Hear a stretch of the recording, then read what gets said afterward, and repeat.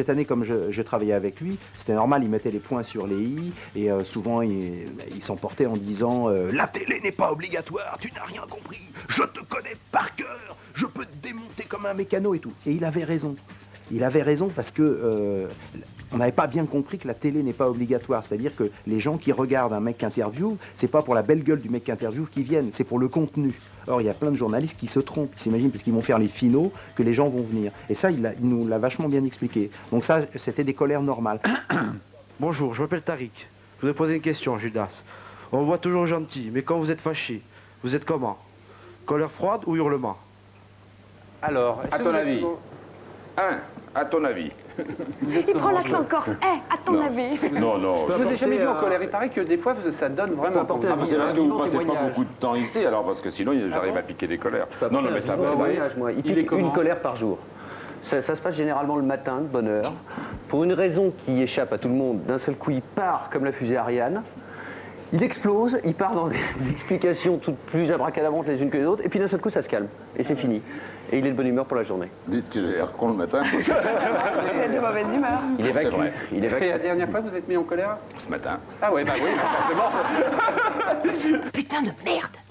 Il dit putain de merde quand il... Et là, la colère commence derrière. Mais ça commence toujours par putain de merde. Mais... Quand j'étais là-bas en coulisses, je vous ai entendu dire 22, v'là le parano.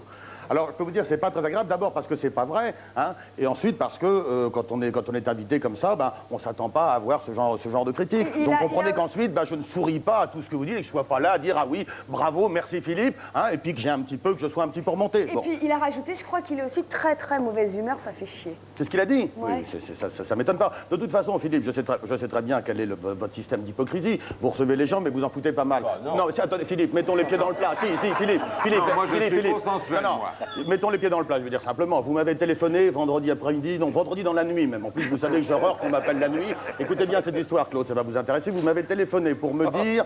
Oh là là, il me tombe une tuile lundi, il faut que je reçoive Claude Brasseur, cette espèce de comédien minable, prétentieux, mondain, je sais pas ce que je vais lui dire, il est incapable d'aligner deux phrases, etc. Moi, j'ai essayé de vous consoler, vous avez pleurniché pendant des heures, je vous ai même dit à un moment donné, ben, dites-lui la vérité, c'est peut-être le plus simple. Et là, depuis une heure, vous lui tirez les pompes. Hein. Alors, on voit bien votre système. Valérie, c'est pareil, dans la loge tout à l'heure, elle me dit, oh là là, Jean-Pierre Cassel, quelle corvée, une espèce de danseur claquette aux trois quarts sénile et tout ça.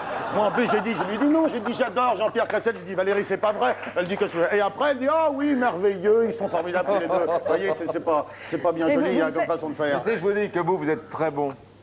Mais oui, ben, je suis pas dupe, vous savez, Philippe, je sais très bien que je sais pourquoi je suis ici, je sais très bien que ça n'a rien à voir ni avec la pièce que je joue au Théâtre Grévin, ni avec mon talent, et vous le savez aussi bien que moi, c'est marqué sur votre fiche. Vous savez bien que si j'étais pas à la fois le neveu de Pierre Lescure et un ami d'enfance d'Alain de Grève, je ne serais pas ici. Ah, j'ai pas écrit ça. Oh, c'est marqué, ça. J'ai pas écrit ça. C'est marqué sur votre fiche, si on peut voir. Écrit que vous... Alors là, je suis désolé. C'est marqué en gros plan. J'ai écrit un chieur. Vrai ou pas vrai? C'est marqué en dessous. J'ai écrit on reçoit un Oui, chieur. d'accord, mais c'est marqué en dessous, Philippe. Invité pistonné, ne pas le critiquer. Oui. Alors, bon. Bien dans la lumière. Voilà. Qu'est-ce que tu voulais dire sur les guignols avant qu'on ne passe aux guignols, justement? Pas du tout, non. J'ai remarqué qu'il y avait une espèce d'ignoble. Comment ignoble? Une ignoble mopette avec une moustache grotesque. Dès qu'il y a un franchouillard, dès qu'il y a un collabo, dès qu'il y a un nazi, c'est moi. Il n'y a que des stars. Il n'y a que des stars. Oui, alors, je dois être flatté. Eh ben, je devrais être flatté d'être et remonté. moi, alors... Et vous, c'est votre gagne-pain, vous, d'être ridicule. Mais dire qu'on paye pour faire ça. Mais d'habitude, ici, je peux répondre. Mais dans les guignols, je ne peux pas. On va les regarder. Il faudrait qu'il la rase un jour, quand même. Oui, on va lui la raser. C'est promis, on va lui raser la moustache. Il y a très longtemps, Philippe Gildas et Étienne Moujotte assuraient les journaux entre 6h et 9h du matin. Moi, je débutais, je faisais le 5h30. Et j'ai eu la plus belle engueulade de ma vie parce que je venais avec deux infos. C'était une information assez triste d'ailleurs sur le pape et puis un accident de la route épouvantable qui avait fait 3 morts.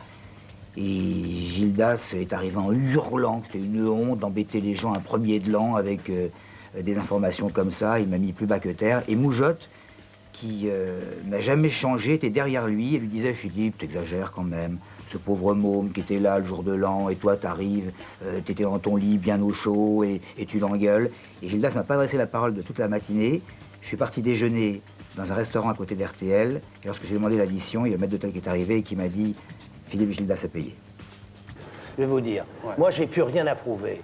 j'ai pas loin de 60 balais, j'en ai plus rien à foutre, je serai jamais une vedette du prime time. Moi, je suis là pour essayer de faire avancer la machine, faire avancer les choses auxquelles je crois. C'est-à-dire la qualité de la vie, le plaisir. Donc, au nom de Monsieur je n'ai Plomb, pas de numéro à faire, moi j'ai rien à vendre. Au nom de Monsieur Plomb, tout est là. Tout est là dans Monsieur Plomb. Mais non, je ne présenterai jamais Bruel. Pas... Moi, je ne ferai on va jamais supprimer les déchiens alors. On va supprimer les déchiens. Non, j'adore ça les déchiens. Alors, il faut s'arrêter alors. Bah, ne me demandez pas. Comme à la maison, tout est comme à la maison. Osons, tout est comme à la maison, c'est chez Plomb. Il ne peut même pas parler. Il peut même provoquer des colères quand il a envie. Quelqu'un l'agace et bon, il ne sait pas comment faire, il va tout faire pour provoquer la colère. Je l'ai vu, moi, dans des dîners. Oui, mettre en colère l'autre pour qu'il lui puisse répondre et forcément, il est très fort là-dessus. Donc, il attise le feu. Ça, il adore ça. C'est curieux, hein? Ah oui, il est comme ça. Moi, je veux dire que vous nous emmerdez avec ces Spice Girls de merde. Elles font de la merde. Qu'est-ce qu'ils ont à se jeter comme...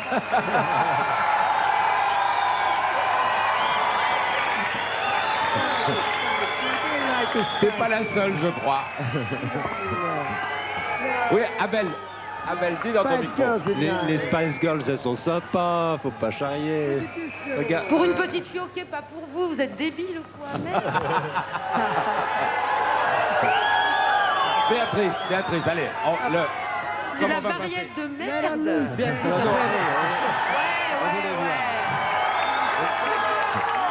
Ah oui, non, moi jusqu'à présent, j'avais à cœur de ne pas donner le mauvais exemple et je ne fumais pas en télévision. Maintenant, je vais fumer toute la semaine, toutes les télés que je vais faire, toutes, parce que je regrette, moi, quand on me dit « Ah, vous pensez à nos poumons et tout », et les mecs qui conduisent des bagnoles, ils y pensent à mes poumons à moi. Je veux dire, la bagnole, c'est 4 fois pire. Une cigarette ou un pot d'échappement, et ben merde. Et ben, qui commence par la poutre dans leur œil avant de s'attaquer à la paille dans celle du voisin, ce fascisme anticlope. Je veux dire, les antifumeurs qui conduisent, je vais les enfumer, mais exprès, mais exprès, mais exprès.